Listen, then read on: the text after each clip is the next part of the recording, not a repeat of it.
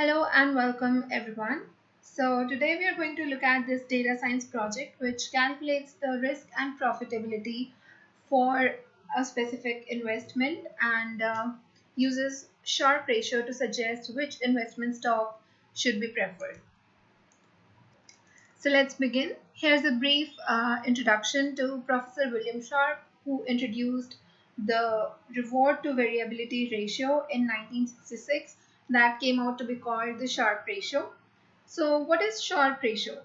Before that, let me just tell you that Professor Sharpe won a Nobel Memorial Prize in Economics in 1990 for his work on the capital asset pricing model, CAPM. Okay, so what is Sharpe ratio? It's the reward to variability ratio that Professor William Sharpe introduced, and it came out to be called the Sharpe ratio. What it does is it basically compares the expected returns for two investment opportunities and calculates the additional return per unit of risk an investor could obtain by choosing one or the other. So basically, this is just calculating that how much return an investment could potentially get per unit risk that he chooses, per unit risk that he takes when he chooses one firm over the other. So you can definitely go ahead and choose the investment stocks based on the returns, based on which one will provide more returns. But if you also want to account for this another factor called risk that you as an investor will have to take while choosing X firm over the Y firm, then Sharpe ratio is what you should go for. In this project, we'll calculate the Sharpe ratio for the stocks of two tech giants, Amazon and Facebook. And as a benchmark, we'll be using S&P 500 that measures the performance of 500 largest stocks in the US. Without any further ado, let's get started. So we're just importing the required modules, pandas, numpy, and matplotlib.pyplot. And this is some formatting setting which you do not require, but it is good to have. And see, here we are. Let me just see it. So yeah, here we are reading the data into stock data frame. So the stock data frame contains the stock data .csv. It reads data from this file. So stock data.csv has the stock details of Amazon and Facebook, and benchmark data has the details of our benchmark, which is S&P 500, the performance of 500 largest stocks in the US. So yeah, we're just using pandas to read this CSV file and storing it into benchmark data frame. Let's take a glance at the data. So stockdata.info, what stockdata.info will show us is this thing. So stockdata.info shows us the technical details of the data that is stored in stock data frame. This is just two columns, Amazon and Facebook, and each of them contains 252 non-null float rows data. And same is the case with our benchmark, except that it contains only one column, which is S&P 500. Now we'll have a better view of our data when we'll plot when we'll visualize it. So we're just going to plot the stock data and we are also going to describe this. So when we described the stock data, it gave us that there are two main columns, Amazon and Facebook. Not main columns, two columns in total. And the count, the mean, standard deviation, minimum 25%, 50%, 75%, and maximum. All the details are here. And this is how our data looks like. So this is the Amazon stock and this is the stock data stock. So it shows 252, and 252 is basically the number of days in a year for which the stock market is open. This is basically 5 days, 52 weeks minus a few holidays. So this is the number of days for which the stock market is open and the number of days in a year we can collect the trading data for. Let's go ahead and visualize S&P 500 as well. So we have all the same details for S&P 500, and this is how S&P 500 visualization looks like. Now, what are our inputs for the Sharpe ratio? So the Sharpe ratio, as we know, that it uses the difference between the returns of the two investment opportunities, which are in this case, which are Amazon and Facebook. But what our data shows is the historical value of each investment and not the returns. So we'll have to find a way to calculate the returns. What the returns are is basically the percent change in the value of the investment uh, each day, like the percent change in value from one day to the next day. So we'll just look at the okay, how are we going to calculate the percent change?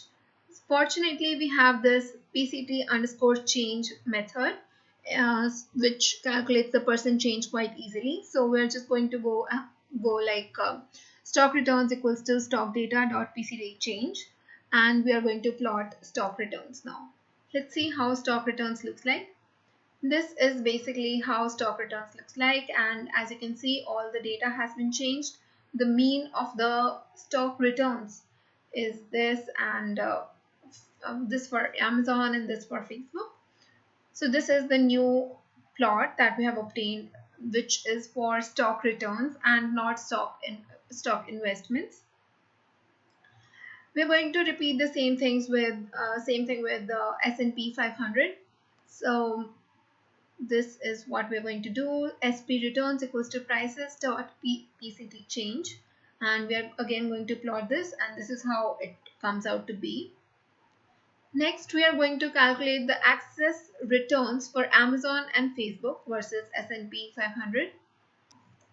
Now it's the time to calculate the relative performance of the stocks versus the S&P 500 benchmark. So to calculate the relative performance, we are simply going to subtract S&P returns from the stock returns. So we are storing it in the variable called excess returns. So the stores stock returns dot sub S&P return SP returns axis 0. Axis 0 simply means that we have to go row wise. So now access returns dot plot, we're just going to plot access returns, and this is what it comes out to be. Now we are ready to calculate the Sharpe ratio. So as a step one, we are going to calculate the average difference in daily return stocks versus S&P 500. Now that we have calculated the variable access returns, so simply Sharpe ratio is the ratio of average of excess returns upon the standard deviation of the excess returns. So first we're going to look at the numerator, which is the average of excess returns. Simply to calculate the average, we are going ahead with the average excess return, which is excess returns dot mean, and we are plotting this just to see the difference. So mean of the return difference. So this is the mean of the excess returns, and this is the standard deviation of the excess returns. So to calculate standard deviation, we are just using the method STD, and we have plotted it here. Now to calculate the Sharpe ratio, daily Sharpe ratio, as I just told you, that Sharpe ratio is in the numerator we have the average excess returns, and in the denominator we have the standard deviation of the excess returns. So daily Sharpe ratio is average excess return dot div SD excess return. Now we are going to analyze the Sharpe ratio. What does analyze mean? The Sharpe ratio is often analyzed by multiplying it with the square root of the number of periods. So as we discussed earlier, the input data is for 252 days, which is 52 weeks, 5 days minus a few holidays, which is the number of days, which is the number of trading days basically. So we'll just multiply this with the annual factor. The annual factor, as we discussed, is square root of 252. Fortunately, we have this method called SQRT in NumPy, which will calculate the square root of 252 for us, and the annual Sharpe ratio will be daily Sharpe ratio dot multiply annual factor. Now annual shape ratio, we'll just plot this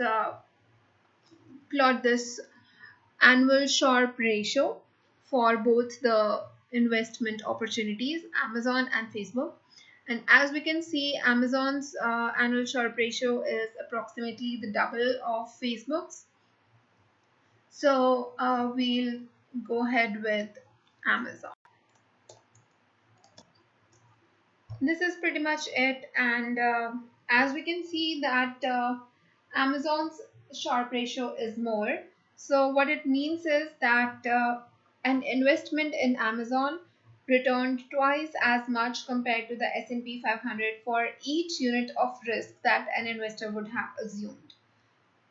In other words, in risk-adjusted terms, the investment in Amazon would have been more attractive.